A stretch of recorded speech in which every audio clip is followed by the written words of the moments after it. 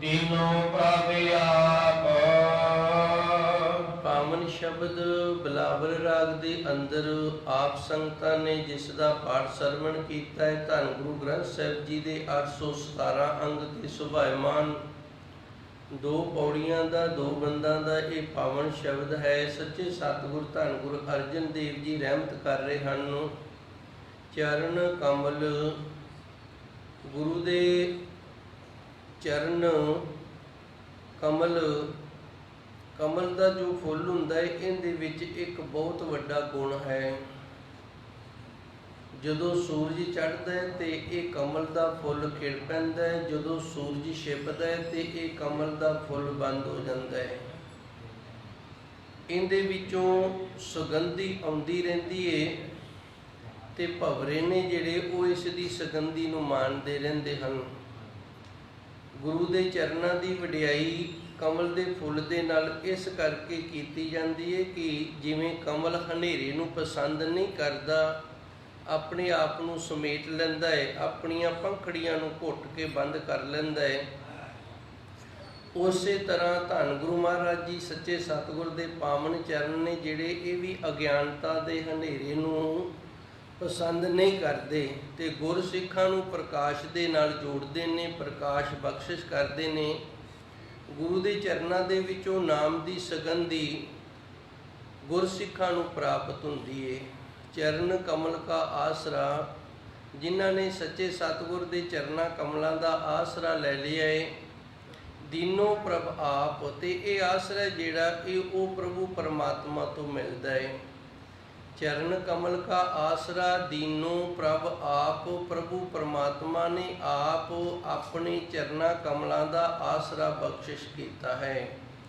ਮਨੁੱਖ ਦੇ ਵਿੱਚ ਇਤਨੀ ਸਮਰੱਥਾ ਨਹੀਂ ਹੈਗੀ ਕਿ ਉੱਥੋਂ ਤੱਕ ਆਪਣੀ ਅਪਰੋਚ ਕਰ ਸਕੇ, ਉੱਥੋਂ ਤੱਕ ਆਪਣੀ ਪਹੁੰਚ ਕਰ ਸਕੇ। ਤੇ ਫਿਰ ਇਹ ਪ੍ਰਾਪਤੀ ਕਿਵੇਂ ਹੁੰਦੀ ਹੈ? ਜਦੋਂ ਗੁਰਸਿੱਖ ਪ੍ਰੇਮ ਦੇ ਨਾਲ ਧੰਨ ਗੁਰੂ ਮਹਾਰਾਜ ਜੀ ਵਾਲੇ ਪਾਸੇ ਇੱਕ ਕਦਮ ਤੁਰਦਾ ਹੈ ਤੇ ਗੁਰੂ ਮਹਾਰਾਜ ਜੀ ਕਿਰਪਾ ਕਰਦੇ ਨੇ, ਫਿਰ 10 ਕਦਮਾਂ ਆਪਣੇ ਗੁਰਸਿੱਖ ਵਾਲੇ ਪਾਸੇ ਆਪ ਤੁਰਦੇ ਨੇ, ਜਿਸ ਦੇ ਨਾਲ ਇਹ ਦੂਰੀ ਹੈ ਜਿਹੜੀ ਇਹ ਨਜ਼ਦੀਕੀ ਦੇ ਵਿੱਚ ਬਦਲ ਜਾਂਦੀ ਹੈ।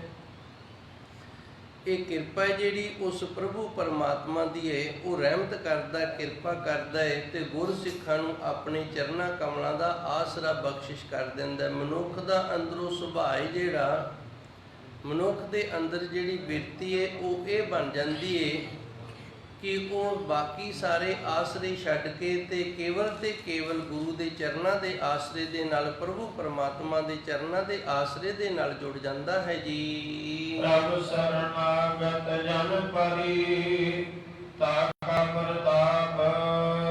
ਅਸੀਂ ਮਨੁੱਖਾਂ, ਸਾਡਾ ਇੱਕ ਸੁਭਾਅ ਹੈ, ਅਸੀਂ ਕੁਝ ਕਰਨ ਤੋਂ ਪਹਿਲਾਂ ਇਹ ਜ਼ਰੂਰ ਸੋਚ ਲੈਂਦੇ ਹਾਂ ਵੀ ਇਹਦਾ ਸਾਨੂੰ ਲਾਹਾ ਕੀ ਹੋਏਗਾ, ਇਹਦੇ ਤੋਂ ਸਾਨੂੰ ਪ੍ਰਾਪਤੀ ਕੀ ਹੋਏਗੀ, ਇਹਦੇ 'ਚ ਸਾਨੂੰ ਨਫਾ ਕੀ ਹੈ।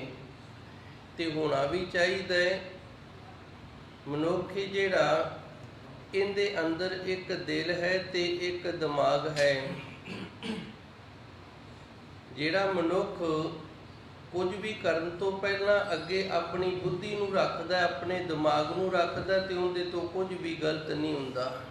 ਸਾਡੇ ਹੱਥ ਕੁਝ ਕਰਦੇ ਨੇ, ਹੱਥਾਂ ਦੇ ਕੁਝ ਕਰਨ ਤੋਂ ਪਹਿਲਾਂ ਜੇ ਸਾਡੀ ਬੁੱਧੀ, ਸਾਡਾ ਦਿਮਾਗ ਉਸ ਦੇ ਉੱਤੇ ਵਿਚਾਰ ਕਰ ਲੇ ਵੀ ਮੈਂ ਇਹਨਾਂ ਹੱਥਾਂ ਦੇ ਨਾਲ ਜੋ ਕਰਨ ਲੱਗਾ ਕਿ ਇਹ ਮੇਰੇ ਕਰਨ ਦੇ ਯੋਗ ਹੈ, ਇਹ ਕਰਨਾ ਮੇਰੇ ਲਈ ਠੀਕ ਹੈ, ਤੇ ਫਿਰ ਉਹਦੇ ਹੱਥ ਕਦੀ ਗਲਤ ਨਹੀਂ ਕਰਦੇ। ਇਸੇ ਤਰ੍ਹਾਂ ਮਨੁੱਖ ਜਦੋਂ ਕੋਈ ਕਦਮ ਪੱਟਦਾ ਹੈ, ਕਿਸੇ ਪਾਸੇ ਤੁਰਦਾ ਹੈ, ਤੇ ਜੇ ਇਹ ਸੋਚ ਲਵੇ ਆਪਣੀ ਬੁੱਧੀ ਦੇ ਵਿੱਚ, ਆਪਣੀ ਅਕਲ ਦੇ ਵਿੱਚ ਇਹ ਵਿਚਾਰ ਕਰ ਲਵੇ ਵੀ ਮੈਂ ਜਿਹੜੇ ਪਾਸੇ ਤੁਰਨ ਲੱਗਿਆ ਕਿ ਇਹ ਜਗ੍ਹਾ ਜਿਹੜੀ ਹੈ ਮੇਰੇ ਜਾਣ ਦੇ ਯੋਗ ਹੈ, ਮੈਂ ਇਸ ਜਗ੍ਹਾ ਵਾਲੇ ਪਾਸੇ ਜਾਣ ਵਾਲਾ ਹਾਂ, ਤੇ ਫਿਰ ਮਨੁੱਖ ਦੇ ਕਦਮ ਨੇ ਜਿਹੜੇ ਉਹ ਕਦੀ ਗਲਤ ਪਾਸੇ ਨਹੀਂ ਜਾ ਸਕਦੇ। ਇਸੇ ਤਰ੍ਹਾਂ ਹੀ ਅੱਖਾਂ ਕੁਝ ਵੇਖਣ ਤੋਂ ਪਹਿਲਾਂ ਦਿਮਾਗ ਇਹ ਸੋਚ ਲਵੇ ਵੀ ਮੈਂ ਜੋ ਵੇਖ ਰਿਹਾ ਇਹ ਮੇਰੇ ਵੇਖਣ ਦੇ ਯੋਗ ਹੈ, ਮੈਨੂੰ ਇਹ ਵੇਖਣਾ ਸ਼ੋਭਾ ਦਿੰਦਾ ਹੈ, ਤੇ ਫਿਰ ਅੱਖਾਂ ਨੇ ਜਿਹੜੀਆਂ ਉਹ ਵੀ ਕਦੀ ਗਲਤ ਨਹੀਂ ਵੇਖਦੀਆਂ। ਇਸੇ ਤਰ੍ਹਾਂ ਸੁਣਨ ਤੋਂ ਪਹਿਲਾਂ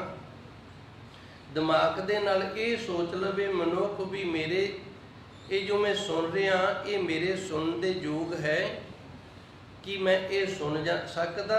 ਇੱਕ ਗੁਰਸਿੱਖ ਦੇ ਲਈ ਇਹ ਸੁਣਨਾ ਠੀਕ ਹੈ ਤੇ ਫਿਰ ਉਹ ਕਦੇ ਗਲਤ ਵੀ ਨਹੀਂ ਸੋਚ ਸਕਦਾ। ਇਹਨੂੰ ਕਹਿੰਦੇ ਨੇ ਕੁਝ ਕਰਨ ਤੋਂ ਪਹਿਲਾਂ ਆਪਣੇ ਦਿਮਾਗ ਨੂੰ ਅੱਗੇ ਰੱਖਣਾ, ਆਪਣੀ ਵਿਚਾਰ ਆਪਣੀ ਬੁੱਧੀ ਨੂੰ ਅੱਗੇ ਰੱਖਣਾ।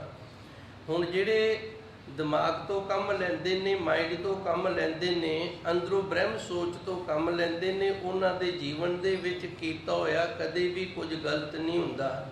ਤੇ ਜਿਹੜੇ ਦਿਲ ਤੋਂ ਕੰਮ ਲੈਂਦੇ ਨੇ ਉਹ ਫਿਰ ਇਹ ਕਹਿੰਦੇ ਨੇ ਇੱਕ ਵਾਰੀ ਕਰ ਦਿਓ, ਬਾਅਦ ਵਿੱਚ ਫਿਰ ਵੇਖੀ ਜਾਏਗੀ ਜੋ ਹੋਏਗੀ। ਇਹ ਦਿਲ ਤੋਂ ਕੰਮ ਲਿਆ ਗਿਆ ਕਿਉਂਕਿ ਦਿਲ ਜਿਹੜਾ ਇਹ ਕਰਦਾ ਹੈ, ਸੋਚਦਾ ਨਹੀਂ। ਬੁੱਧੀ ਜਿਹੜੀ ਇਹ ਸੋਚਦੀ ਏ ਤੇ ਸੋਚ ਕੇ ਬਾਅਦ ਦੇ ਵਿੱਚ ਕਰਨ ਦੀ ਪ੍ਰੇਰਨਾ ਦਿੰਦੀ। ਹੁਣ ਸੱਚੇ ਸਤਿਗੁਰ ਕਿਰਪਾ ਕਰਦੇ ਨੇ, ਪ੍ਰਭ ਸਰਨਾਗਤ ਜਨ ਪਰੇ। ਇਹਨੂੰ ਆਖਿਆ ਗੁਰੂ ਦੀ ਸ਼ਰਨ ਦੇ ਵਿੱਚ ਰਹਿਣਾ। ਕੁਝ ਵੀ ਕਰਨ ਤੋਂ ਪਹਿਲਾਂ ਗੁਰਮਰਿਆਦਾ ਦੇ ਅਨੁਸਾਰ ਉਸ ਗੱਲ ਦੇ ਉੱਤੇ ਆਪਣੀ ਬੁੱਧੀ ਦੇ ਨਾਲ, ਗੁਰਮਤਿ ਦੇ ਨਾਲ ਵਿਚਾਰ ਕਰ ਲੈਣੀ। ਤਾਕਾ ਸਦ ਪ੍ਰਤਾਪ, ਤੇ ਫਿਰ ਉਹਨਾਂ ਦਾ ਭਾਈ ਸਦਾ ਪ੍ਰਤਾਪ ਬਣਿਆ ਰਹਿੰਦਾ। ਪ੍ਰਤਾਪ ਦਾ ਅਰਥ ਹੁੰਦਾ ਤੇਜ ਤਪ। ਜਿਹੜੇ ਮਨੁੱਖ ਨੂੰ ਕਦੇ ਵੀ ਕਲੰਕ ਨਾ ਲੱਗੇ ਉਹਨੂੰ ਅਸੀਂ ਕਹਿ ਦਿੰਦੇ ਹਾਂ ਇਹਦਾ ਬੜਾ ਤੇਜ ਤਪ, ਇਹਨਾਂ ਦਾ ਬੜਾ ਪ੍ਰਤਾਪ। ਜਿਵੇਂ ਅੱਜ ਦੋ ਸ਼ਖਸੀਅਤਾਂ ਦਾ ਆਪਾਂ ਨਾਮ ਲਿਆ ਜਿਨ੍ਹਾਂ ਦੀਆਂ ਬਰਸ਼ੀਆਂ ਨੇ, ਮਹਾਰਾਜਾ ਰਣਜੀਤ ਸਿੰਘ ਤੇ ਸੰਤ ਗੁਰਬਚਨ ਸਿੰਘ ਜੀ। ਇਹਨਾਂ ਦੇ ਜੀਵਨ ਵਿੱਚ ਜੋ ਪ੍ਰਤਾਪ ਸੀ, ਇਹਦਾ ਕਾਰਨ ਇਹ ਸੀ ਵੀ ਕੁਝ ਵੀ ਕਰਨ ਤੋਂ ਪਹਿਲਾਂ ਉਸ ਨੂੰ ਸੋਚਦੇ ਵਿਚਾਰਦੇ ਸਨ ਕਿ ਇਹ ਕਰਨਾ ਸਾਨੂੰ ਸ਼ੋਭਾ ਦਿੰਦਾ ਹੈ, ਅਸੀਂ ਇਹ ਕਰਨ ਦੇ ਯੋਗ ਹੈਗੇ ਹਾਂ, ਸਾਨੂੰ ਇਹ ਕਰਨਾ ਚਾਹੀਦਾ ਹੈ, ਇਸ ਕਰਨ ਦੇ ਨਾਲ ਕੋਈ ਬੁਰਾ ਤਾਂ ਨਹੀਂ ਹੋ ਰਿਹਾ। ਤੇ ਫਿਰ ਗੁਰੂ ਕਿਰਪਾ ਕਰਦਾ, ਸੱਚੇ ਸਤਿਗੁਰ ਆਪਣੀ ਸ਼ਰਨ ਦੇ ਵਿੱਚ ਰੱਖਦਾ ਹੈ ਤੇ ਤਾਕਾ ਸਦ ਪ੍ਰਤਾਪ। ਤੇ ਇਸ ਤਰ੍ਹਾਂ ਦੇ ਗੁਰੂ ਸਵਾਰਿਆਂ ਦਾ, ਗੁਰਮੁਖ ਪਿਆਰਿਆਂ ਦਾ ਸਦਾ ਜਿਹੜਾ ਪ੍ਰਤਾਪ ਹੈ ਉਹ ਬਣਿਆ ਰਹਿੰਦਾ। ਹੁਣ ਮੈਂ ਦੋਹਾਂ ਤੁਕਾਂ ਨੂੰ ਸੁਮੇਲ ਕਰਕੇ ਆਪ ਜੀ ਦੀ ਸੇਵਾ ਵਿੱਚ ਹਾਜ਼ਰ ਹੋਵਾਂਗਾ। ਚਰਨ ਕਮਲ ਕਾ ਆਸਰਾ ਦੀਨੋ ਪ੍ਰਭ ਆਪ। ਪ੍ਰਭੂ ਪਰਮਾਤਮਾ ਆਪਣੇ ਚਰਨਾਂ ਕਮਲਾਂ ਦਾ ਆਸਰਾ ਆਪ ਦਿੰਦਾ ਹੈ। ਹੁਣ ਪ੍ਰਭੂ ਪਰਮਾਤਮਾ ਨੇ ਸਾਨੂੰ ਆਸਰਾ ਕੀ ਦਿੱਤਾ ਹੈ? ਧੰਨ ਗੁਰਬਾਣੀ ਹੈ। ਇਹ ਆਸਰਾ ਦਿੱਤਾ ਹੈ ਵੀ ਗੁਰਬਾਣੀ ਨੂੰ ਪੜ੍ਹੋ, ਗੁਰਬਾਣੀ ਨੂੰ ਵਿਚਾਰੋ ਤੇ ਗੁਰਬਾਣੀ ਤੋਂ ਸਿੱਖਿਆ ਗਿਆਨ ਲੈ ਕੇ ਆਪਣੇ ਜੀਵਨ ਨੂੰ ਉੱਚਾ ਤੇ ਸੁੱਚਾ ਬਣਾਓ। ਇਸ ਦੇ ਲਈ ਫਿਰ ਸਾਨੂੰ ਹਰ ਕੰਮ ਕਰਨ ਤੋਂ ਪਹਿਲਾਂ ਵਿਚਾਰ ਦੇ ਨਾਲ ਜੁੜਨਾ ਪਿਆ ਕਰੇਗਾ। ਵਿਚਾਰਨਾ ਪਏਗਾ ਵੀ ਅਸੀਂ ਜੋ ਬੋਲਦੇ ਹਾਂ, ਜੋ ਸੁਣਦੇ ਹਾਂ, ਜੋ ਵੇਖਦੇ ਹਾਂ, ਜਿੱਧਰ ਸਾਡੇ ਪੈਰ ਜਾਂਦੇ ਨੇ, ਜੋ ਅਸੀਂ ਹੱਥਾਂ ਦੇ ਨਾਲ ਕਰਦੇ ਹਾਂ, ਇਹ ਗੁਰਬਾਣੀ ਦੇ ਆਸੇ ਦੇ ਅਨੁਸਾਰ ਹੈ ਜਾਂ ਨਹੀਂ। ਜੇ ਤਾਂ ਗੁਰਬਾਣੀ ਦੇ ਆਸੇ ਦੇ ਅਨੁਸਾਰ ਹੈ ਤੇ ਫਿਰ ਅਸੀਂ ਕਰ ਸਕਦੇ ਹਾਂ। ਤੇ ਇਸ ਤਰ੍ਹਾਂ ਦਾ ਜਦੋਂ ਅਸੀਂ ਕਰਦੇ ਹਾਂ ਤਾਂ ਕਾ ਸਦ ਪ੍ਰਤਾਪ। ਤੇ ਧੰਨ ਗੁਰੂ ਜੀ ਰਹਿਮਤ ਕਰਦੇ ਨੇ ਉਸ ਗੁਰਸਿੱਖ ਦਾ ਫਿਰ ਸਦੀਵੀ ਪ੍ਰਤਾਪ ਤੇਜ ਤਾਪੇ ਜਿਹੜਾ ਬਣਿਆ ਰਹਿੰਦਾ ਹੈ ਜੀ। ਰਾਖਣ ਹਾਰ ਪਾਰ ਪ੍ਰਭੂ ਪਾਕੀ ਨਿਰਮਲ ਸੇਵਾ।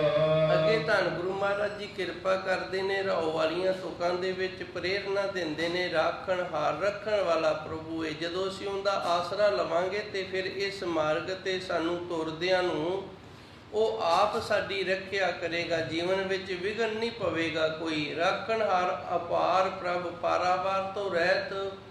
ਪ੍ਰਭੂ ਪਰਮਾਤਮਾ ਆਪ ਰੱਖਣ ਵਾਲਾ ਹੈ ਤੇ ਉਸ ਦੀ ਸੇਵਾ ਕੀਤੀ ਹੈ ਜਿਹੜੀ ਇਹ ਨਿਰਮਲ ਹੈ। ਨਿਰਮਲ ਦਾ ਅਰਥ ਹੁੰਦਾ, ਨਿਰ ਦਾ ਅਰਥ ਹੈ ਨਹੀਂ ਤੇ ਮਲ ਦਾ ਅਰਥ ਹੈ ਮੈਲ। ਸੇਵ, ਸੱਚੇ ਸਤਿਗੁਰ ਦੀ ਸੇਵਾ ਦੇ ਵਿੱਚ ਕਿਸੇ ਪ੍ਰਕਾਰ ਦੀ ਜੀਵਨ ਦੇ ਵਿੱਚ ਕੋਈ ਮੈਲ ਨਹੀਂ, ਕੋਈ ਬੁਰਾਈ ਨਹੀਂ, ਕੋਈ ਗੁਨਾਹ ਨਹੀਂ ਹੈ। ਰਾਖਣ ਹਾਰ ਅਪਾਰ ਪ੍ਰਭ ਪਾਰਾਵਾਰ ਤੋਂ ਰਹਿਤ। ਪ੍ਰਭੂ ਪਰਮਾਤਮਾ ਚਰਨਾਂ ਕਮਲਾਂ ਦਾ ਆਸਰਾ ਦੇ ਕੇ ਤੇ ਉਸ ਗੁਰਸਿੱਖ ਦੀ ਫਿਰ ਆਪ ਰੱਖਿਆ ਕਰਦਾ ਹੈ। ਤੇ ਇਸ ਤਰ੍ਹਾਂ ਸੱਚੇ ਸਤਿਗੁਰ ਜਦੋਂ ਆਪਣੀ ਸੇਵਾ ਵਿੱਚ ਲਾਉਂਦੇ ਨੇ ਤੇ ਇਹਨਾਂ ਦੀ ਕੀਤੀ ਹੋਈ ਸੇਵਾ ਹੈ ਜਿਹੜੀ ਇਹ ਪਵਿੱਤਰ ਹੈ ਜੀ।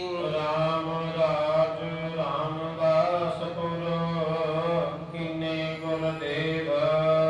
ਇਸ ਤੁਕ ਦੇ ਅੰਦਰ ਧੰਨ ਗੁਰੂ ਰਾਮਦਾਸ ਸੱਚੇ ਸਤਿਗੁਰ ਦੀ ਵਡਿਆਈ ਕੀਤੀ ਹੈ। ਰਾਮ ਰਾਜ, ਰਾਮ ਰਾਜ ਤੋਂ ਅਰਥ ਹੈ ਜਿਵੇਂ ਰਾਮਚੰਦਰ ਦਾ ਰਾਜ ਸੀ ਅਯੋਧਿਆ ਦੇ ਵਿੱਚ ਤੇ ਇਸ ਨੇ ਆਪਣੇ ਰਾਜ ਦੇ ਵਿੱਚ ਪ੍ਰਜਾ ਨੂੰ ਸਹੀ ਫੈਸਲਾ ਦਿੱਤਾ ਸੀ ਤੇ ਸਾਰੀ ਪ੍ਰਜਾ ਨੂੰ ਸੁਖੀ ਰੱਖਿਆ ਸੀ। ਰਾਮਦਾਸਪੁਰ, ਰਾਮਦਾਸਪੁਰ ਸ੍ਰੀ ਅੰਮ੍ਰਿਤਸਰ ਸਾਹਿਬ ਦਾ ਨਾਮ ਹੈ।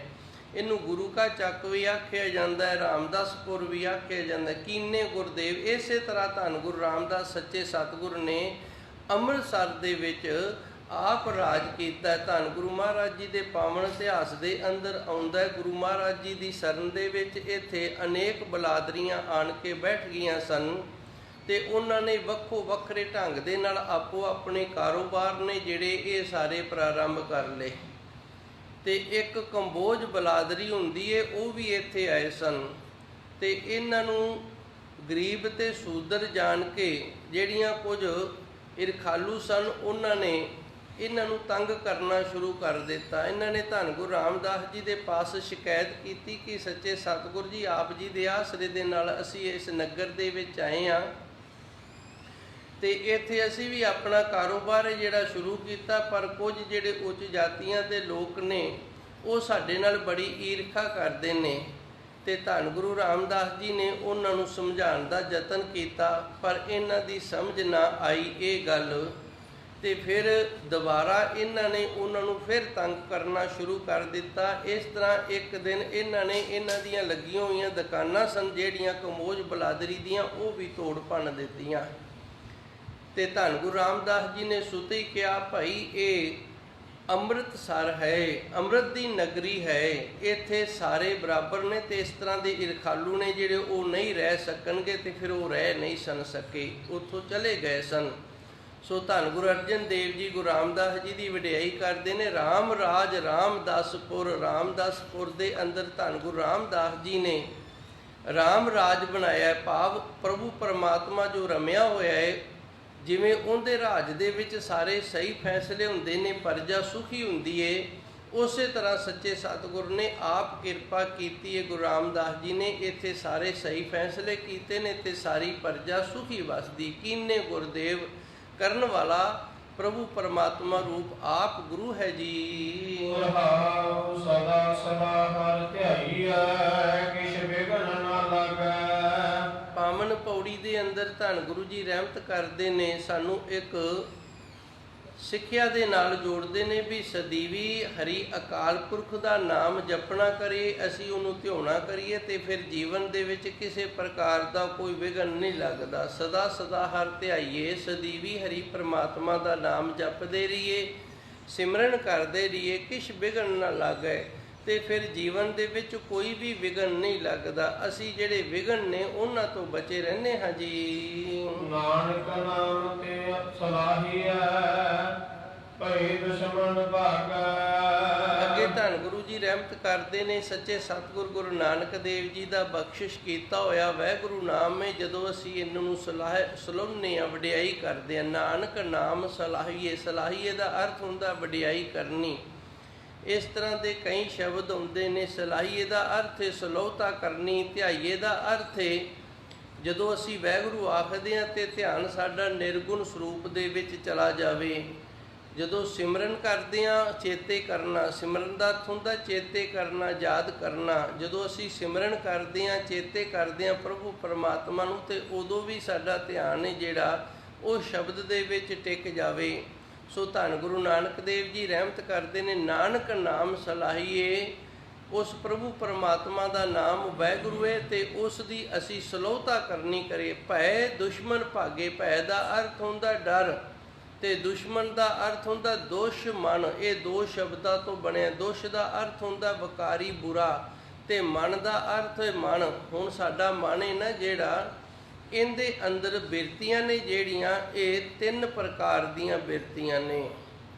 ਇੱਕ ਬਿਰਤੀ ਹੈ ਜਿਹੜੀ ਉਹ ਸ਼ੈਤਾਨ ਵਾਲੀ ਬਿਰਤੀ ਹੈ, ਤੇ ਦੂਜੀ ਬਿਰਤੀ ਜਿਹੜੀ ਉਹ ਮਨੁੱਖਤਾ ਵਾਲੀ ਬਿਰਤੀ ਹੈ, ਤੇ ਤੀਸਰੀ ਬਿਰਤੀ ਹੈ ਜਿਹੜੀ ਉਹ ਦੇਵਤਿਆਂ ਵਾਲੀ ਬਿਰਤੀ ਹੈ। ਹੁਣ ਮਨੁੱਖ ਇੱਕੋ ਹੀ ਹੈ, ਸਰੀਰ ਇੱਕ ਹੈ, ਇਹਦੇ ਅੰਦਰ ਜਿਸ ਤਰ੍ਹਾਂ ਦੀ ਸਾਡੀ ਬਿਰਤੀ ਹੈ ਨਾ, ਉਸ ਤਰ੍ਹਾਂ ਦਾ ਸਾਡਾ ਫਿਰ ਉਸ ਬਿਰਤੀ ਦੇ ਅਨੁਸਾਰ ਸੁਭਾਅ ਬਣ ਜਾਏਗਾ। ਗੁਰਬਾਣੀ ਦੇ ਅੰਦਰ ਫਰਮਾਨ ਹੁੰਦਾ ਹੈ, ਜੇ ਪਾਵੇ ਭਾਂਡੇ ਵਿੱਚ ਸਾ ਕੱਢੀਏ। ਜਿਹੜੀ ਵਸਤ ਪ੍ਰਭੂ ਪਰਮਾਤਮਾ ਭਾਂਡੇ ਦੇ ਵਿੱਚ ਪਾਉਂਦਾ ਹੈ ਤੇ ਉਹੀ ਫਿਰ ਇਸ ਸਰੀਰ ਰੂਪੀ ਭਾਂਡੇ ਦੇ ਵਿੱਚੋਂ ਨਿਕਲਦੀ ਏ। ਉਸਨੇ ਜਿਸ ਤਰ੍ਹਾਂ ਦੀ ਸਾਡੇ ਅੰਦਰ ਬਿਰਤੀ ਬਣਾ ਕੇ ਘੜ ਕੇ ਪਾ ਦਿੱਤੀ ਏ, ਉਸ ਤਰ੍ਹਾਂ ਦੀ ਬਿਰਤੀ ਦੇ ਫਿਰ ਅਸੀਂ ਮਾਲਕ ਬਣ ਜਾਂਦੇ ਹਾਂ। ਦੁਸ਼ਮਣ ਉਹ ਬਿਰਤੀ ਜਿਹੜੀ ਬਿਰਤੀ ਦੇ ਵਿੱਚ ਮਨ ਦੇ ਵਿੱਚ ਅਗਲੇ ਦੇ ਵਿੱਚ ਦੂਸ਼ਣ ਹੀ ਵੇਖਣਾ, ਚੰਗਿਆਈ ਨਹੀਂ ਵੇਖਣੀ, ਔਗਣ ਜਿਹੜੇ ਨੇ ਉਹ ਹੀ ਦਿਸਦੇ ਰਹਿਣ। ਦੁਸ਼ ਦਾ ਅਰਥ ਹੁੰਦਾ ਬੁਰਾਈਆਂ, ਦੋਸ਼ ਦਾ ਅਰਥ ਹੁੰਦਾ ਵਕਾਰ। ਤੇ ਮਨ, ਸਾਡਾ ਮਨ ਹੈ ਜਿਹੜਾ, ਉਹਦੇ ਵਿੱਚ ਜਦੋਂ ਦੂਜੇ ਨੂੰ ਬੁਰਾਈਆਂ ਹੀ ਬੁਰਾਈਆਂ ਵੇਖਣ ਵਾਲਾ ਸੁਭਾਅ ਸਾਡੇ ਅੰਦਰ ਆ ਜਾਂਦਾ ਹੈ ਤੇ ਫਿਰ ਇਹਨੂੰ ਦੁਸ਼ਮਣ ਆਖਿਆ ਜਾਂਦਾ ਹੈ।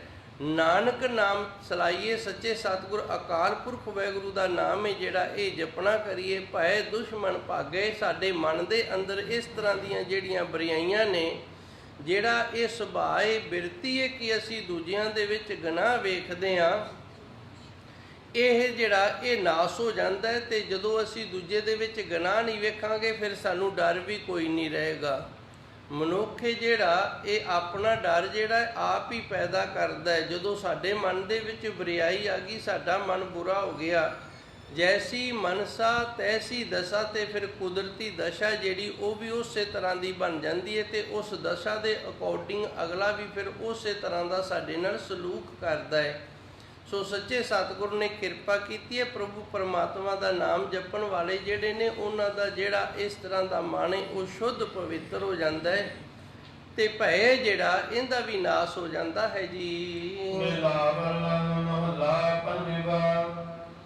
ਮਨ ਤਨ ਪ੍ਰਭ ਆਰਾਧਿਆ, ਮਿਲ ਸਾਧ ਸਮਾਗੈ। ਬਾਮਨ ਸ਼ਬਦ ਦੇ ਅੰਦਰ ਧੰਨ ਗੁਰੂ ਜੀ ਰਹਿਮਤ ਕਰਦੇ ਨੇ, ਮਨ ਕਰਕੇ ਤਨ ਕਰਕੇ ਪ੍ਰਭੂ ਪਰਮਾਤਮਾ ਦੀ ਅਸੀਂ ਆਰਾਧਨਾ ਕਰੀਏ, ਮਿਲ ਸਾਧ ਸਮਾਗੈ। ਸਮਾਗੇ ਦਾ ਅਰਥ ਹੁੰਦਾ ਸਮਾਗਮ ਦੇ ਵਿੱਚ, ਸਾਧ ਜਿੱਥੇ ਵੀ ਸਾਧੂ ਸੰਤਾਂ ਦਾ ਸਮਾਗਮ ਹੋਵੇ ਉੱਥੇ ਅਸੀਂ ਮਿਲ ਕਰਕੇ ਪ੍ਰਭੂ ਪਰਮਾਤਮਾ ਦੀ ਆਰਾਧਨਾ ਕਰੀਏ, ਮਨ ਕਰਕੇ ਤੇ ਤਨ ਕਰਕੇ। ਇਹ ਹੁਣ ਮਨ ਕਰਕੇ ਤੇ ਤਨ ਕਰਕੇ ਕਿਵੇਂ ਤਿੰਨ ਤਰ੍ਹਾਂ ਹੁੰਦੀ ਹੈ। ਮਨ ਬਚ ਕਰਮ ਵਿਚਾਰ, ਮਨ ਕਰਕੇ, ਵਚਨਾ ਕਰਕੇ ਤੇ ਕਰਮਾਂ ਕਰਕੇ। ਸਰੀਰ ਹੈ ਜਿਹੜਾ ਇਹ ਕੁਝ ਕਰਦਾ ਹੈ, ਸਰੀਰ ਜੋ ਕਰਦਾ ਹੈ ਉਹਨੂੰ ਕਿਰਿਆ ਆਖਿਆ ਜਾਂਦਾ ਤੇ ਉਹ ਕਿਰਿਆ ਜਿਹੜੀ ਫਿਰ ਉਹ ਕੰਮ ਬਣ ਜਾਂਦੀ, ਕਰਮ ਬਣ ਜਾਂਦੀ ਹੈ।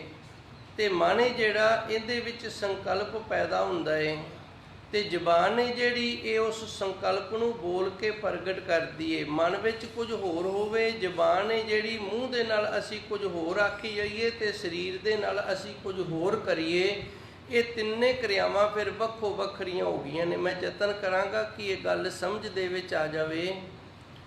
ਮਨੁੱਖ ਦੇ ਪਾਸ ਇੱਕ ਮਨ ਹੈ ਜਿੰਦੇ ਵਿੱਚ ਸੰਕਲਪ ਪੈਦਾ ਹੁੰਦੇ ਨੇ। ਉਸ ਸੰਕਲਪ ਨੂੰ ਫਿਰ ਜ਼ੁਬਾਨ ਦੇ ਨਾਲ ਦੁਨੀਆ ਦੇ ਵਿੱਚ ਪ੍ਰਗਟ ਕੀਤਾ ਜਾਂਦਾ ਹੈ ਤੇ ਸਰੀਰ ਦੇ ਨਾਲ ਉਸ ਕੀਤੇ ਹੋਏ ਸੰਕਲਪ ਨੂੰ ਪੂਰਿਆਂ ਕੀਤਾ ਜਾਂਦਾ ਹੈ। ਮਨ ਦੇ ਵਿੱਚ ਸੰਕਲਪ ਆਇਆ ਸੇਵਾ ਕਰਨ ਦਾ ਤੇ ਜ਼ੁਬਾਨ ਦੇ ਨਾਲ ਫਿਰ ਇਹਨੂੰ ਬੋਲ ਕੇ ਪ੍ਰਗਟ ਕੀਤਾ ਵੀ ਅਸੀਂ ਵੀ ਸੇਵਾ ਕਰਨੀ ਹੈ। ਇੱਥੇ ਬਾਬਾ ਜੀ ਤੋਂ ਇਜਾਜ਼ਤ ਲੈ ਲਈ ਵੀ ਅਸੀਂ ਆ ਸੇਵਾ ਕਰਨੀ ਹੈ ਜੀ, ਕਰ ਸਕਦੇ ਹਾਂ। ਤੇ ਸਰੀਰ ਦੇ ਨਾਲ ਫਿਰ ਉਸ ਸੇਵਾ ਨੂੰ ਕਰਨਾ, ਇਹਨੂੰ ਕਹਿੰਦੇ ਨੇ ਮਨ ਬਚ ਕਰਮ। ਇਹ ਮਨ ਕਰਕੇ, ਵਚਨਾ ਕਰਕੇ ਤੇ ਕਰਮਾਂ ਭਾਵ ਸਰੀਰ ਕਰਕੇ। ਹੁਣ ਮਨ ਵਿੱਚ ਕੁਝ ਹੋਰ ਹੋਵੇ, ਜ਼ਬਾਨ ਤੋਂ ਅਸੀਂ ਕੁਝ ਹੋਰ ਆਖੀਏ ਤੇ ਸਰੀਰ ਦੇ ਨਾਲ ਅਸੀਂ ਕੁਝ ਹੋਰ ਕਰੀਏ। ਇਹ ਤਿੰਨੇ ਕਿਰਿਆਵਾਂ ਜਿਹੜੀਆਂ ਨੇ ਫਿਰ ਵੱਖੋ ਵੱਖਰੀਆਂ ਹੋ ਗਈਆਂ ਨੇ। ਤੇ ਜਦੋਂ ਤਿੰਨੇ ਕਿਰਿਆਵਾਂ ਵੱਖੋ ਵੱਖਰੀਆਂ ਹੋਈਆਂ ਤੇ ਇਹ ਨਾ ਕੀਤੇ ਦੇ ਬਰਾਬਰ ਹੋ ਗਈਆਂ ਨੇ, ਇਹ ਸਫਲ ਨਹੀਂ ਹੋਣਗੀਆਂ। ਮਨ ਜਿਹੜਾ ਉਹਦੇ ਵਿੱਚ ਸੱਚਾਈ ਹੋਣੀ ਚਾਹੀਦੀ ਹੈ ਤੇ ਉਹ ਸੱਚਾਈ ਹੈ ਜਿਹੜੀ ਉਹ ਜਦੋਂ ਰਸਨਾ ਤੇ ਆ ਜਾਵੇ, ਜ਼ਬਾਨ ਤੇ ਆ ਜਾਵੇ ਤੇ ਉਸੇ ਸੱਚਾਈ ਦੇ ਨਾਲ ਫਿਰ ਸਰੀਰ ਦੇ ਨਾਲ ਕਿਰਿਆ ਕੀਤੀ ਜਾਵੇ ਤੇ ਇਹ ਤਿੰਨੇ ਨੇ ਜਿਹੜੇ ਇਹ ਇੱਕ ਸੁਰ ਦੇ ਵਿੱਚ ਆ ਗਏ ਨੇ। ਤਿੰਨਾਂ ਦਾ ਸੁਮੇਲ ਹੋ ਗਿਆ, ਤਿੰਨੇ ਇੱਕੋ ਹੀ ਹੋ ਗਏ ਨੇ। ਇਸ ਤਰ੍ਹਾਂ ਕੀਤੀ ਹੋਈ ਸੇਵਾ ਤੇ ਸਿਮਰਨ ਹੈ ਜਿਹੜਾ ਇਹ ਫਿਰ ਸਫਲ ਹੁੰਦਾ ਹੈ। ਇਹਨੂੰ ਧੰਨ ਗੁਰੂ ਮਹਾਰਾਜ ਜੀ ਰਹਿਮਤ ਕਰਦੇ ਨੇ, ਮਨ ਤਨ ਪ੍ਰਭ ਆਰਾਧੀ। ਇਸ ਤਰ੍ਹਾਂ ਕਰਕੇ ਮਨ ਕਰਕੇ ਵੀ ਤੇ ਤਨ ਕਰਕੇ ਵੀ, ਭਾਵ ਤਨ ਸਾਡੀ ਜ਼ਬਾਨ ਹੈ ਜਿਹੜੀ ਇਹ ਬੋਲ ਰਹੀ ਹੈ, ਇਹ ਵਾਹਿਗੁਰੂ ਵਾਹਿਗੁਰੂ ਆਖ ਰਹੀ, ਪਰ ਮਨ ਹੈ ਜਿਹੜਾ ਇਹ ਵਿਖਰਿਆ ਹੋਇਆ, ਇਹ ਕਿਤੇ ਹੋਰ ਤੁਰਿਆ ਫਿਰਦਾ। ਹੁਣ ਇੱਕ ਤਾਂ ਹੈ, ਇੱਕ ਨਹੀਂ ਹੈਗਾ। ਇਸ ਕਰਕੇ ਫਿਰ ਇਹ ਜਿਹੜਾ ਆਰਾਧਨਾ ਹੈ ਨਾ, ਇਹ ਸਹੀ ਯੋਗ ਨਹੀਂ, ਠੀਕ ਨਹੀਂ ਹੋ ਰਿਹਾ। ਮਿਲ ਸਾਧ ਸਮਾਗੇ ਤੇ ਗੁਰੂ ਮਹਾਰਾਜ ਜੀ ਰਹਿਮਤ ਕਰਦੇ ਨੇ, ਸਤ ਸੰਗਤ ਦੇ ਵਿੱਚ ਆਣ ਕੇ, ਜਿੱਥੇ ਸਾਧੂ ਸੰਤਾਂ ਦਾ ਸਮਾਗਮ ਹੋਵੇ ਉੱਥੇ ਆਣ ਕੇ ਅਸੀਂ ਪ੍ਰਭੂ ਪਰਮਾਤਮਾ ਦੀ ਆਰਾਧਨਾ ਕਰਨੀ ਹੈ। ਕਿਉਂਕਿ ਸੰਗਤ ਦੇ ਵਿੱਚ ਆਣ ਕੇ ਸੱਚੇ ਸਤਿਗੁਰ ਦੀ ਕਿਰਪਾ ਹੋ ਜਾਂਦੀ ਹੈ। ਸੰਗਤ ਨੂੰ ਵੱਡੀ ਵਡਿਆਈ ਹੈ ਤੇ ਸੰਗਤ ਦੇ ਨਾਲ ਮਨ ਦੇ ਵਿੱਚ ਫਿਰ ਇਕਾਗਰਤਾ ਹੀ ਬਣ ਜਾਂਦੀ ਹੈ। ਜ਼ਬਾਨ ਦਾ ਤੇ ਮਨ ਦਾ ਜਿਹੜਾ ਮੇਲ ਹੈ ਇੱਕ ਹੋ ਜਾਂਦਾ ਹੈ। ਕੇਵਲ ਜ਼ਬਾਨ ਹੀ ਵਾਹਿਗੁਰੂ ਨਹੀਂ ਆਖਦੀ, ਅੰਦਰੋਂ ਫਿਰ ਮਨ ਜਿਹੜਾ ਉਹ ਵੀ ਵਾਹਿਗੁਰੂ ਵਾਹਿਗੁਰੂ ਆਖਣ ਲੱਗ ਜਾਂਦਾ ਹੈ ਜੀ। ਉਚਰਤ ਗੁਣ ਗੋਪਾਲ ਜਸ ਦੂਰ ਤੇ ਜਮ ਭਾਗਾ। ਉਚਰਤ ਦਾ ਅਰਥ ਹੁੰਦਾ ਉਚਾਰਨ ਕਰਨਾ। ਗੁਣ ਗੋਪਾਲ, ਗੋਪਾਲ ਜੋ ਧਰਤੀ ਦੀ ਪਾਲਣਾ ਕਰਨ ਵਾਲਾ ਹੈ, ਸਾਨੂੰ ਸਾਰਿਆਂ ਨੂੰ ਪਾਲ ਰਿਹਾ, ਉਸ ਦੇ ਗੁਣਾਂ ਦਾ ਉਚਾਰਨ ਕਰਨਾ। ਜਸ, ਇਹ ਉਸ ਪ੍ਰਭੂ ਪਰਮਾਤਮਾ ਦਾ ਜਸ ਗਾਇਨ ਕਰਨਾ। ਦੂਰ ਤੇ ਜਮ ਭਾਗੇ, ਜਦੋਂ ਅਸੀਂ ਪ੍ਰਭੂ ਪਰਮਾਤਮਾ ਦੇ ਗੁਣਾਂ ਦਾ ਉਚਾਰਨ ਕਰਦੇ ਹਾਂ, ਉਸ ਦੇ ਜਸ ਨੂੰ ਗਾਇਨ ਕਰਦੇ ਹਾਂ, ਤੇ ਜਮ ਨੇ ਜਿਹੜੇ ਫਿਰ ਇਸ ਗੁਰਸਿੱਖ ਤੋਂ ਦੂਰੋਂ ਹੀ ਭੱਜ ਜਾਂਦੇ ਹਨ ਜੀ। ਰਾਮ ਨਾਮ ਜੋ ਜਨ ਜਪੈ ਅਨ ਦਿਨ ਸਦ ਜਾਗੈ। ਤਾਂ ਗੁਰੂ ਜੀ ਰਹਿਮਤ ਕਰਦੇ ਨੇ, ਜਿਹੜਾ ਵਾਹਿਗੁਰੂ ਪਰਮਾਤਮਾ ਦਾ ਨਾਮ ਜਪਦਾ ਹੈ ਨਾ ਗੁਰਮੁਖ ਪਿਆਰਾ, ਉਹ ਦਿਨ ਤੇ ਰਾਤ ਜਾਗਦਾ ਰਹਿੰਦਾ ਹੈ। ਹੁਣ ਜਾਗੇ ਤੋਂ ਮਤਲਬ ਇਹ ਨਹੀਂ ਸਮਝ ਲੈਣਾ ਭਈ ਅਸੀਂ ਸੌਂਦੇ ਹੀ ਨਹੀਂ। ਜਿਹੜੇ ਨਾਮ ਜਪਣ ਵਾਲੇ ਨੇ, ਸਿਮਰਨ ਕਰਨ ਵਾਲੇ ਨੇ ਭਾਈ, ਉਹ ਸੌਂਦੇ ਹੀ ਨਹੀਂ। ਨਹੀਂ, ਇਸ ਤਰ੍ਹਾਂ ਨਹੀਂ ਹੈਗਾ। ਜਾਗੇ ਦਾ ਅਰਥ ਹੈ ਸੁਚੇਤ ਰਹਿਣਾ, ਅੰਦਰ ਜਗਿਆਸਾ ਆ ਜਾਣੀ, ਅੰਦਰ ਪਿਆਸ ਬਣ ਜਾਣੀ ਉਸ ਪ੍ਰਭੂ ਪਰਮਾਤਮਾ ਦੀ ਪ੍ਰਾਪਤੀ ਦੀ। ਇਹਨੂੰ ਆਖਿਆ ਗਿਆ ਜਾਗੇ। ਇਹ ਅਵਸਥਾ ਹੁੰਦੀਆਂ ਨੇ। ਸਭ ਤੋਂ ਪਹਿਲਾਂ ਮਨੁੱਖ ਦੇ ਅੰਦਰ ਸੰਕਲਪ ਆਉਂਦਾ ਹੈ। ਸੰਕਲਪ ਜਿਹੜਾ ਹੈ ਉਹਨੂੰ ਫਿਰ ਪੂਰਾ ਕਰਨ ਦੇ ਲਈ ਮਨੁੱਖ ਉਦਮ ਕਰਦਾ ਹੈ। ਉਦਮ ਕਰਨ ਤੋਂ ਉਪਰੰਤ ਫਿਰ ਉਹਦੇ ਅੰਦਰ ਜਗਿਆਸਾ ਬਣਦੀ। ਇੱਕ ਦਿਨ ਅੱਗੇ ਵੀ ਇਸ ਤਰ੍ਹਾਂ ਸ਼ਬਦ ਆਇਆ ਸੀ ਤੇ ਮਿਹਨਤ ਕੀਤੀ ਸੀ ਥੋੜ੍ਹੀ ਜਿਹੀ ਵੀ ਗੱਲ ਦੀ ਸਮਝ ਆ ਜਾਵੇ। ਅੱਜ ਫਿਰ ਆਪਾਂ ਉਹਨਾਂ ਵਿਚਾਰਾਂ ਦੇ ਨਾਲ ਜੁੜਦੇ ਹਾਂ ਤਾਂ ਕਿ ਦੁਹਰਾਈ ਹੋ ਜਾਵੇ ਤੇ ਗੱਲ ਜਿਹੜੀ ਉਹ ਸਾਡੇ ਪੱਲੇ ਵੱਜ ਜਾਵੇ। ਮਨੁੱਖ ਦੇ ਅੰਦਰ ਸਭ ਤੋਂ ਪਹਿਲਾਂ ਸੰਕਲਪ ਬਣਦਾ ਹੈ।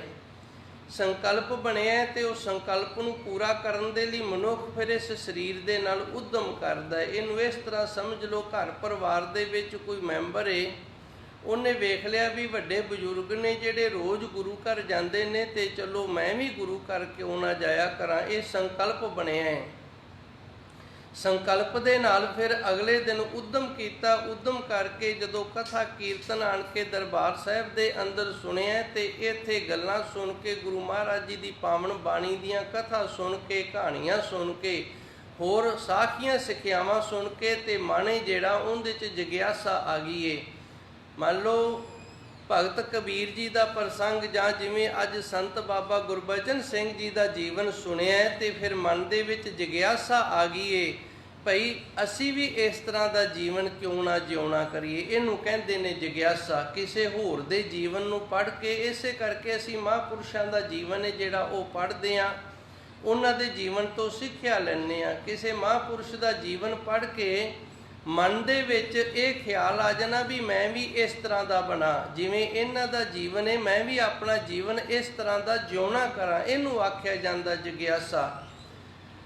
ਫਿਰ ਮਨ ਦੇ ਵਿੱਚ ਜਗਿਆਸਾ ਆ ਗਈ ਹੈ ਵੀ ਗੁਰਬਾਣੀ ਜਿਸ ਤਰ੍ਹਾਂ ਆਖਰੀ ਹੈ, ਅਸੀਂ ਵੀ ਇਸ ਤਰ੍ਹਾਂ ਦਾ ਉੱਚਾ ਸੁੱਚਾ ਜੀਵਨ ਹੈ ਜਿਹੜਾ ਪੁਰਾਣੇ ਗੁਰਸਿੱਖਾਂ ਦੇ ਜੀਵਨ ਤੋਂ ਸਿੱਖਿਆ ਲੈਣੀ ਵੀ ਅਸੀਂ ਵੀ ਇਸ ਤਰ੍ਹਾਂ ਦਾ ਜੀਵਨ ਹੈ ਜਿਹੜਾ ਇਹ ਜਿਉਣਾ ਕਰੀਏ। ਇਹਨੂੰ ਆਖਦੇ ਨੇ ਜਗਿਆਸਾ। ਇਹ ਜਗਿਆਸਾ ਬਣ ਗਈ ਹੈ। ਸੰਕਲਪ ਹੋਇਆ, ਉਦਮ ਕੀਤਾ ਹੈ ਤੇ ਗੁਰੂ ਘਰ ਆਣ ਕੇ ਮਨ ਜਿਹੜਾ ਉਹ ਜਾਗ ਗਿਆ, ਮਨ ਦੇ ਵਿੱਚ ਜਗਿਆਸਾ ਬਣ ਗਈ। ਹੁਣ ਇਸ ਜਗਿਆਸਾ ਨੂੰ ਪੂਰਾ ਕਰਨ ਦੇ ਲਈ ਅੱਗੇ ਫਿਰ ਯਤਨ ਕਰਦਾ ਹੈ। ਫਿਰ ਇਹ ਭਗਤ ਹੋ ਗਿਆ, ਗੁਰਸਿੱਖ ਹੋ ਗਿਆ, ਭਗਤੀ ਕਰਨ ਲੱਗ ਗਿਆ, ਨਿਤਨੇਮੀ ਹੋ ਗਿਆ, ਗੁਰੂ ਵਾਲਾ ਬਣ ਗਿਆ। ਇਸ ਤਰ੍ਹਾਂ ਫਿਰ ਅੱਗੇ ਤੋਂ ਅੱਗੇ ਜਿਹੜੀ ਕਿਰਿਆ ਉਹ ਵੱਧਦੀ ਜਾਂਦੀ ਹੈ। ਜੇ ਸੰਕਲਪ ਆਇਆ ਤੇ ਉਦਮ ਨਹੀਂ ਆਇਆ ਤੇ ਫਿਰ ਸੰਕਲਪ ਹੀ ਰਹਿ ਗਿਆ, ਉਹ ਖਤਮ ਹੋ ਗਿਆ। ਜਿਵੇਂ ਥੋੜੇ ਬੱਤਰ ਦੇ ਵਿੱਚ ਦਾਣੇ ਸੱਟੇ ਜਾਣ ਨਾ, ਉਹ ਕਈ ਵਾਰੀ ਢੰਗੂਰ ਤਾਂ ਮਾਰ ਲੈਂਦੇ ਨੇ ਪਰ ਉਹਨਾਂ ਦੇ ਵਿੱਚ ਫਿਰ ਅੱਗੇ ਸਮਰੱਥਾ ਨਹੀਂ ਹੁੰਦੀ ਕਿ ਆਪਣੀ ਜੜ ਲਾ ਕੇ ਤੇ ਜ਼ਮੀਨ 'ਚੋਂ ਬਾਹਰ ਆ ਜਾਣ, ਵਿੱਚ ਹੀ ਫੁੱਲ ਕੇ ਤੇ ਵਿੱਚ ਹੀ ਫਿਰ ਸੁੱਕ ਜਾਂਦੇ ਨੇ। ਇਸ ਤਰ੍ਹਾਂ ਕਈਆਂ ਦੇ ਮਨ ਦੇ ਵਿੱਚ ਸੰਕਲਪ ਬਣਦਾ ਵੀ ਚਲੋ ਆਪਾਂ ਵੀ ਗੁਰੂ ਘਰ ਜਾਇਆ ਕਰੀਏ, ਪਰ ਉਹ ਸੰਕਲਪ ਹੈ ਜਿਹੜਾ ਉਹ ਢੰਗੂਰ ਮਾਰ ਕੇ ਸੁੱਕ ਜਾਂਦਾ ਹੈ। ਕਈ ਉਦਮ ਵੀ ਕਰ ਲੈਂਦੇ ਨੇ ਪਰ ਜਗਿਆਸਾ ਨਹੀਂ ਆਉਂਦੀ। ਕਈ ਜਗਿਆਸੂ ਵੀ ਹੋ ਜਾਂਦੇ ਨੇ ਤੇ ਜਗਿਆਸੂ ਹੋ ਕੇ ਅੱਗੇ ਫਿਰ ਸਾਧ ਨਹੀਂ ਹੁੰਦੇ, ਭਗਤੀ ਨਹੀਂ ਕਰਦੇ। ਕਈ ਸਾਧ ਹੋ ਜਾਂਦੇ ਨੇ, ਸੰਤ ਵਾਲੀ ਪਦਵੀ ਨਹੀਂ ਪ੍ਰਾਪਤ ਹੁੰਦੀ। ਇਹਨੂੰ ਰੁਕਣ ਨਹੀਂ ਦੇਣਾ ਚਾਹੀਦਾ, ਅੱਗੇ ਤੋਂ ਅੱਗੇ ਵਧਾਉਂਦੇ ਰਹਿਣਾ ਚਾਹੀਦਾ। ਹੁਣ ਧੰਨ ਗੁਰੂ ਜੀ ਨੇ ਰਹਿਮਤ ਕੀਤੀ, ਰਾਮ ਨਾਮ ਜੋ ਜਨ ਜਪੈ, ਜਿਹੜਾ ਗੁਰਮੁਖ ਪਿਆਰਾ ਪ੍ਰਭੂ ਪਰਮਾਤਮਾ ਦਾ ਨਾਮ ਜਪਦਾ ਹੈ, ਅਣ ਦਿਨ ਸਦ ਜਾਗੇ, ਉਹਦੇ ਅੰਦਰ ਜਗਿਆਸਾ ਜਿਹੜੀ ਉਹ ਸਦਾ ਹੀ ਬਣੀ ਰਹਿੰਦੀ ਏ। ਉਹ ਸਦਾ ਹੀ ਗੁਰੂ ਮਹਾਰਾਜ ਜੀ ਦੀ ਪਾਵਨ ਬਾਣੀ ਤੋਂ ਆਪਣੇ ਮਨ ਨੂੰ ਜਗਾ ਕੇ ਰੱਖਦਾ ਹੈ ਤੇ ਅੱਗੇ ਬੰਦਗੀ ਸਿਮਰਨ ਵਿੱਚ ਲੱਗਾ ਰਹਿੰਦਾ ਹੈ ਜੀ। ਅੰਤ ਮੰਤਨ ਜੋਈ ਤਿਤ ਚਾਖ ਨ ਲਾਗੈ। ਇੱਕ ਹੁੰਦਾ ਮੰਤਰ, ਮੰਤ ਦਾ ਅਰਥ ਹੈ ਮੰਤਰ, ਜਿਵੇਂ ਗੁਰ ਮੰਤਰ, ਇਹਦਾ ਜਾਪ ਕਰਨਾ ਜਿਹੜਾ ਇਹ ਯੋਗ ਹੈ। ਵਾਹਿਗੁਰੂ ਗੁਰ ਮੰਤਰ ਹੈ, ਜਪ ਹਉਮੈ ਖੋਈ। ਗੁਰੂ ਮਹਾਰਾਜ ਭਗਤ ਭਾਈ ਗੁਰਦਾਸ ਜੀ ਦੀਆਂ ਵਾਰਾਂ ਦੇ ਵਿੱਚ ਆਉਂਦਾ ਹੈ ਕਿ ਵਾਹਿਗੁਰੂ ਗੁਰ ਮੰਤਰ ਦਿੱਤਾ ਸਾਨੂੰ ਧੰਨ ਗੁਰੂ ਨਾਨਕ ਦੇਵ ਜੀ ਨੇ। ਇਸ ਦੇ ਜਪਣ ਦੇ ਨਾਲ ਸਾਡੇ ਅੰਦਰ ਜਿਹੜੀ ਹਉਮੈ ਹੈ ਉਸ ਦਾ ਨਾਸ ਹੁੰਦਾ ਹੈ। ਇੱਕ ਮੰਤਰ ਹੁੰਦਾ ਹੈ, ਉਸ ਮੰਤਰ ਦੀ ਸਿੱਧੀ ਦੇ ਨਾਲ ਦੁਨੀਆ ਦੇ ਅੰਦਰ ਇੱਕ ਤਾਂ ਮਨੁੱਖ ਹੰਕਾਰੀ ਹੋ ਜਾਂਦਾ ਹੈ, ਇੱਕ ਪੁੱਠੇ ਸਿੱਧੇ ਜਿਹੜੇ ਕੰਮ ਨੇ ਨਾ ਉਹ ਸਾਰੇ ਕਰਨੇ ਸ਼ੁਰੂ ਕਰ ਦਿੰਦਾ ਹੈ। ਇਸੇ ਤਰ੍ਹਾਂ ਇੱਕ ਹੁੰਦਾ ਤੰਤਰ, ਇਹਨਾਂ ਦੀ ਗਿਣਤੀ ਵੈਸੇ 3 ਹੁੰਦੀ ਹੈ, ਮੰਤਰ, ਤੰਤਰ ਤੇ ਜੰਤਰ। ਨਹਿ ਜੋਹੀ, ਇਸ ਤਰ੍ਹਾਂ ਦੇ ਜਿਹੜੇ ਮੰਤਰ ਤੰਤਰ ਨੇ ਨਾ, ਜਿਵੇਂ ਕਾਲਾ ਇਲਮ ਹੈ ਜਾਂ ਕੋਈ ਹੋਰ ਹੈ, ਇਹ ਸਾਰੇ ਇਹਨਾਂ ਮੰਤਰਾਂ ਤੰਤਰਾਂ ਦੇ ਵਿੱਚ ਨਾ ਜੋਹੀ। ਜਿਹੜਾ ਗੁਰਸਿੱਖ ਹੈ, ਜਿਹੜਾ ਜਗਿਆਸੂ ਹੋ ਗਿਆ, ਭਜਨ ਬੰਦਗੀ ਦੇ ਵਿੱਚ ਲੱਗ ਗਿਆ, ਉਹਨੂੰ ਫਿਰ ਕੋਈ ਵੀ ਇਸ ਦਾ ਤਾਂਤਰਿਕ ਜਾਂ ਮਾਂਤਰਿਕ ਹੈ ਨਾ ਜਿਹੜਾ, ਇਹਦੇ ਦੁਆਰਾ ਕੀਤੇ ਗਏ ਤੰਤਰ ਮੰਤਰ ਨੇ ਜਿਹੜੇ ਛੂਹ ਵੀ ਨਹੀਂ ਸਕਦੇ। ਤਿਥ ਚਾਖ ਨਾ ਲਾਗੇ, ਤੇ ਇਸ ਗੁਰਮੁਖ ਪਿਆਰੇ ਨੂੰ ਬਿਲਕੁਲ ਵੀ ਇਸ ਤਰ੍ਹਾਂ ਦੇ ਤੰਤਰਾਂ ਮੰਤਰਾਂ ਜਾਂ ਬਰਿਆਈਆਂ ਦੀ ਚਾਖ ਵੀ ਨਹੀਂ ਲੱਗਦੀ ਹੈ ਜੀ। ਰਹਾਉ ਕਾਮ ਕ੍ਰੋਧ ਮਦ ਮਾਨ ਮੋਹ ਬਿਨ ਸਈ ਅਨਰਾਗ। ਅੱਗੇ ਧੰਨ ਗੁਰੂ ਮਹਾਰਾਜ ਜੀ ਵਿਸ਼ਰਾਮ ਲਾ ਕੇ ਕਿਰਪਾ ਕਰਦੇ ਨੇ। ਇਹ ਸਰੀਰ ਦੇ ਵਿਕਾਰ ਨੇ, ਕਾਮ ਕ੍ਰੋਧ ਮਦ ਮਾਨ ਮੋਹ ਬਿਨ ਸੇ, ਇਹਨਾਂ ਦਾ ਵੀ ਨਾਸ ਹੋ ਜਾਂਦਾ ਹੈ। ਕਦੋਂ ਨਾਸ ਹੁੰਦਾ? ਅਨਰਾਗੇ। ਅਨਰਾਗੇ ਦਾ ਅਰਥ ਹੁੰਦਾ ਪਿਆਰ ਹੋ ਜਾਣਾ, ਰਾਗ ਦਾ ਅਰਥ ਹੁੰਦਾ ਵਿਰਾਗ ਹੋਣਾ, ਪਿਆਰ ਹੋਣਾ। ਅਨਰਾਗੇ ਬਾਕੀ ਪਾਸਿਓਂ ਤੋਂ ਜਦੋਂ ਵਿਰਾਗ ਹੋ ਜਾਵੇ ਤੇ ਇੱਕ ਦੇ ਨਾਲ ਜੁੜ ਜਾਵੇ, ਫਿਰ ਇਹਦੇ ਵਿੱਚ ਅਨਰਾਗੇ ਵਾਲੀ ਜਿਹੜੀ ਬਿਰਤੀ ਹੈ ਇਹ ਬਣ ਗਈ ਹੈ। ਕਾਮ ਕ੍ਰੋਧ, ਕਾਮ ਤੇ ਕ੍ਰੋਧ ਹੈ ਜਿਹੜਾ, ਤੇ ਲੋਭ ਹੈ, ਮਦ ਮਾਨ ਹੰਕਾਰ ਤੇ ਮੋਹ ਨੇ ਜਿਹੜੇ, ਬਿਨ ਸੇ ਇਹਨਾਂ ਦਾ ਨਾਸ ਹੋ ਜਾਂਦਾ ਹੈ ਤੇ ਪ੍ਰਭੂ ਪਰਮਾਤਮਾ ਸੱਚੇ ਸਤਿਗੁਰ ਦੇ ਚਰਨਾਂ ਦੇ ਨਾਲ ਪ੍ਰੇਮ ਬਣ ਜਾਂਦਾ ਹੈ ਜੀ। ਆਨੰਦ ਮਗਨ ਰਸ ਰਾਮ ਰੰਗਾ ਨਾਨਕ ਸਰਨਾਗੈ। ਅੱਗੇ ਧੰਨ ਗੁਰੂ ਜੀ ਰਹਿਮਤ ਕਰਦੇ ਨੇ। ਆਨੰਦ ਦਾ ਅਰਥ ਹੁੰਦਾ ਖੁਸ਼ੀ, ਪਰ ਇਹ ਉਹ ਖੁਸ਼ੀ ਹੈ ਜਿਹੜੀ ਸਦੀਵੀ ਰਹਿੰਦੀ ਹੈ।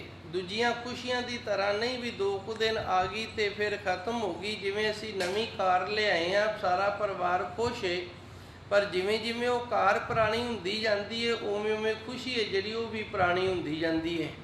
ਪ੍ਰਭੂ ਪਰਮਾਤਮਾ ਦੇ ਨਾਮ ਦੀ ਜਿਹੜੀ ਖੁਸ਼ੀ ਹੈ, ਉਹਦੇ ਦਰ ਤੋਂ ਜੋ ਆਨੰਦ ਮਿਲਦਾ, ਖੁਸ਼ੀ ਮਿਲਦਾ, ਇਹ ਸਦੀਵੀ ਬਣਿਆ ਰਹਿੰਦਾ। ਆਨੰਦ ਮੰਗਲ ਮਗਨ, ਮਗਨ ਦਾ ਅਰਥ ਹੁੰਦਾ ਮਸਤ ਰਹਿਣਾ। ਰਸ ਰਾਮ, ਜਿਹੜੇ ਗੁਰਮੁਖ ਪਿਆਰੇ ਨੇ ਜਿਨ੍ਹਾਂ ਨੇ ਆਪਣੇ ਮਨ ਨੂੰ ਜਗਾ ਲਿਆ, ਉਹਨਾਂ ਦੇ ਮਨ ਦੇ ਵਿੱਚ ਪ੍ਰਭੂ ਪਰਮਾਤਮਾ ਦੇ ਨਾਮ ਰਸ ਦੀ ਪ੍ਰਾਪਤੀ ਹੋ ਜਾਂਦੀ ਹੈ ਤੇ ਨਾਮ ਰਸ ਦੇ ਵਿੱਚ ਮਗਨ ਰਹਿੰਦੇ ਨੇ। ਸਦੀਵੀ ਇਸ ਤਰ੍ਹਾਂ ਖੁਸ਼ੀ ਬਣੀ ਰਹਿੰਦੀ ਹੈ।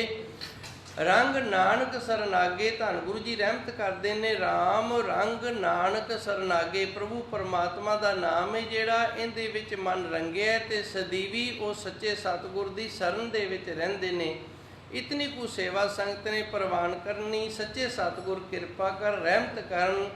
ਧੰਨ ਗੁਰੂ ਮਹਾਰਾਜ ਜੀ ਨੇ ਜੋ ਗਿਆਨ ਦੀ ਦਾਤ ਬਖਸ਼ਿਸ਼ ਕੀਤੀ ਹੈ, ਇਹ ਗਿਆਨ ਸਾਡੇ ਹਿਰਦੇ ਰੂਪੀ ਝੋਲੀ ਦੇ ਵਿੱਚ ਰੁਕੇ, ਸਾਡੇ ਅੰਦਰ ਪ੍ਰਵੇਸ਼ ਕਰੇ, ਸਾਡੇ ਅੰਦਰ ਵਸੇ, ਤੇ ਸਾਡਾ ਵੀ ਜਿਹੜਾ ਮਨ ਹੈ ਇਹ ਜਿਗਿਆਸੂ ਬਣੇ। ਮਨ ਜਾਗ ਕੇ ਉਸ ਪ੍ਰਭੂ ਪਰਮਾਤਮਾ ਦੀ ਪ੍ਰਾਪਤੀ ਵਾਲੇ ਪਾਸੇ ਤੁਰੇ, ਭਜਨ ਬੰਦਗੀ ਦੇ ਵਿੱਚ ਲੱਗੇ। ਦੇਹੋ ਸੱਜਣ ਆਸੀਸ ਦਿਆ, ਜੋ ਹੋਵੇ ਸਹਿਬ ਸਿਉ ਮੇਲ। ਆਮ ਕਰੋ